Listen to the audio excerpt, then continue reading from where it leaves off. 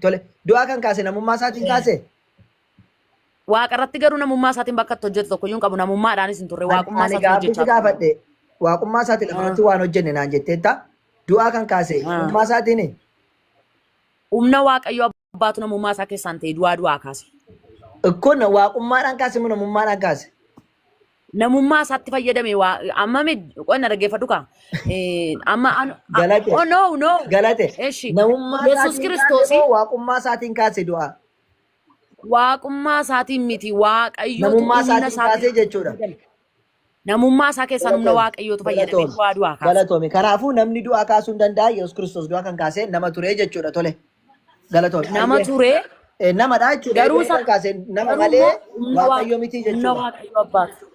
Humna waaqayyo abbaatu isa keessaan ta'e du'aa kaase. Macaafa qulqulluu taasisu. Maarri maa kunoo har'a paastorootaa fi raajota garaagaraa kan jechaa jiran maal waaqayyo humna nu keessaa baase hafuura qulqulluudhaan Akkasuma gaa. kanaafuu Akkasuma Yesuus ture. Kiristoos namoota du'aa kaasee jechuudha rakkoo bakka amma olii galle namadha jechuudha Yesuus Kiristoos galatoome. Eeyyeno. Ayyee waaqummaan qabu jechuudha amma Yesuus Kiristoos. Maaliif hin qabu ree? Meerree waaqummaa sana agarre lafatti kan kaasaa ture waaqummaa isaatiin kaasaa ture jette. Waaqummaa Hayyoo Yesuus dhufee beekuu qabdaati. Yesuus waaqarrattoo isatti fayyadame meenatti. ulfina waaqummaa isa gadhiise kan inni jedhu sun iyyuu kana ibsaan baay'ee karaa tokko. Ulfinni waaqummaa maali jennaan obboleetti nutti muda dhabne naan dhiisne achitti nun deebisiin ulfinni Maaliif waaqummaa hin dadhabere sitti himsee? maal dhiisee dhufee jennaan waan inni Waaqummaa dhiisee isaa dhufe natti himne yeroo yallaa jila sana. Maal waaqummaa dhiisee dhufee jennaan natti isaa himne ati maal dhiisee dhufee siin jedhennaan natti himne maal dhiisee dhufe waaqummaa ulfina isaa jennaan ulfina isaa tokko natti himne waaqummaa dhiisee dhufe moo waaqayyummaa sana dhiise miti ulfina isa waaqayyummaa sanaaf ulfinni malu sana waaqummaa maali gadhiise. natti himne ulfinni waaqummaa maali. Sitti meem sila sitti meem ulfinni maali waaqayyo natti himne maali mee. fakkeenyaaf ati namni tokko nama guddaa ta'ee sadarkaa wayirra jira jennu. Ayyee Namni suni nama guddaadha baay'ee sadarkaa guddaarra jira kabajamuu isaaf ta'a. ayyee Kabajamuu qaba. Nama sana garuu kabajuu dhiiste wanta isa kabachiisu baay'ee qaba namni sun. ayyee. Garuu immoo nama sana kabajuu dhiiste sababa tokko malee namuma kabajamuu qabu sana kabajuu dhiistee narrabsitaan. Akkas ta'e Yesuus garuu sababa tokko malee Inni ulfina maal dhiisee dhufe waaqayyummaa naan jette sababa qaba sababa itti tuffatameef arrabsameef qaba dhiisee dhufe naan jette waan taateef maal dhiisee dhufe sababa qaba maal dhiisee dhufe ulfina sana dhiise ulfina sana immoo nama fakkeenya fudhadhee si ibsaan jira. maali?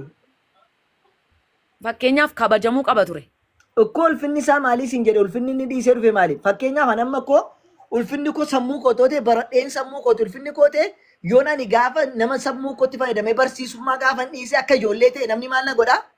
Kalaas namummaa keessaa ba'een ijoollee ta'eera waan ta'eef kabajummaa namummaa guddummaa keessaa ba'eera waan ta'eef gaafa sirra ba'ee qullaatuu nan danna sana caffarateeti namni sila beekumsa kooti kan inni kabajaa ture malee anan turre jechuudha. Kanaafuu yeroo kana kabaja koonatu dhiisee jechuudha. Innis maalinni beekumsa kootti fayyadamuun dhiisee jechuudha. Eeshi Kanaafuu yeroo Yesuus maal dhiisee dhufe? yeroo Yesuusii ana Abrahaam duran ture jedhee namoota Israa'elootatti Sanitti dhufna dhiisi. Yohaannis 5:58 itti dhufna. Amma kas gaafadhe ulfinni nuti Yesuus Kiristoos dhiisee dhufe naan jettan kun maali? Sitti maan jira namoonni yeroo sana hin tuffatu turanii hin arrabsu turanii. Namoonni hin tuffatiin dura dhiisee dhufe Yesuus.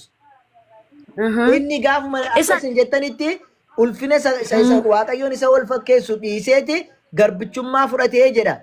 Kanaafuu ganaa garbichummaa gaafa fudhatu ijoollummaa isaa irraa kaaseetu kan inni dhiisetu ijoollummaa isaa iyyuu utuu hin dhalatiin dura iyyuu dhiiseera inni. Kanaafuu maal dhiisee? Okay, Yesuus Kiristoos hin fudhate gaafa jiru kutaa sanarratti haasa'amaadha malee fudhanne sadii ganaa. Ka gadhiise natti miti ka fudhate mootti dubbanna. Maal gadhiise maal fudhate dura maal akka gadhiise natti san booddee maal akka fudhate itti. Ulfina waaqayyummaadhaaf ta'u sana gadhiise. Ulfinni waaqayyummaaf ta'u maali? Eeshi waaqayyummaaf kan ta'u kabajadha, sodaachuudha, wanta waaqayyoo sanarraa dhufu fudhachuudha. Kanaafuu waaqayyummaa isaa dhiisee dhufe jechuudha wanti kabajni dhiifamee jennaan. Ooyi kabajni dhiifamee jennaan waaqayyoon kan isa walqixxeessu kabaja waan ta'eef ulfina isaa kabaja isaa dhiisee dhufe taanaan waaqayyummaa isaa dhiisee dhufe jechuudha. Waaqayyo kan taasise maaliif jennaan kabaja isaati. Ulfina isaatu waaqayyo isa taasise waan ta'eef jechuudha. Kabajan qabu taanaan Okay, ulfina dhabuusaa eenyummaa isaas jijjiiruu qabaa jechaarta takka techaartutti. Ulfina dhabuunsaa eenyummaa waaqayyummaa isaa sanas gadhiisisuu qaba. Ulfina dhabeera taanaan eenyummaa waaqayyummaa jira situ jedhe bar eenyummaan isaa waaqayyo kan isa taasise silumaayyuu waaqeffachuu isaati miti maa waaqayyo kan jedhame. waaqeffattee waaqayyo jette malee maqaa waaqayyo dhamu yuun kennamuuf ture. Miti? Eeshi gaaffiinsi gaafadha. Na gaafadhu ilaali kabajuun ulfeessuun hundumtuu waaqummaadhaaf waaqessuudha. Kabajni erga wanti sana gadhiisee waaqayyummaa sana gadhiisuu qaba. Ette mineeti erga ulfina sana gadhiisee waaqayyummaa sana maal dhiisee dhufeensi gaafadhe malee maaluma dhiisee dhufe ulfinni waaqayyo isaan isa qixxeessu maali kan inni dhiisee dhufe?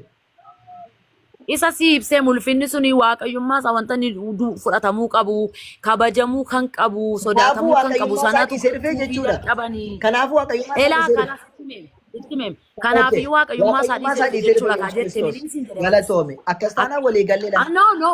Waaqayyummaa isaa akkas jechaadha. Akkasumatti fakkeenya si fudhadhe gaaffisi gaafadha. Gaaffisi gaafadha. Kanama biraa taa darbu bahee dhiisi bakka waan akkasiin gaafadha. No gaaffisi gaafadhaan jireen. Maal goota reetta wudi haa ta'u waan takka.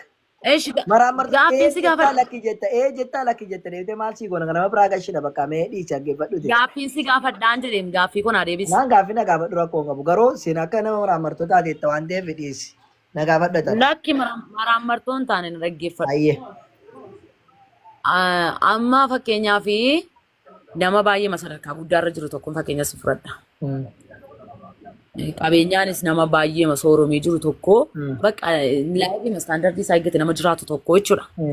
Hiyyeessa tokko gammachiisuuf jedhee hiyyeessa karaarra taa'u tokko gammachiisuuf jedhee yookaan immoo nama sana fakkaateetti dhiyaachuuf jedhee uffata uffatee gara hiyyeessa sanaa dhaqa.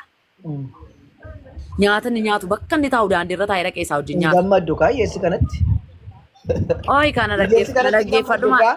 Hiyyeessi akka ishiitti hin gammaddu. Hiyyeessi yoo sooressi wajjin dhufee taa'e yoo sooressi zanaa nama jedhu bira taa'e nama kennuu danda'u nama argite gammaddi malee hiyyeessa akka ishiin na agarti dammoo jettee achi garagaltee as dassitu si jammar. Atoo nam ficcisiistu maal akkamitti naasaa? Ficcisiisa ree loojikiin taane fidde malee hiyyeessi akka keetti uffatti malee hin gammaddu.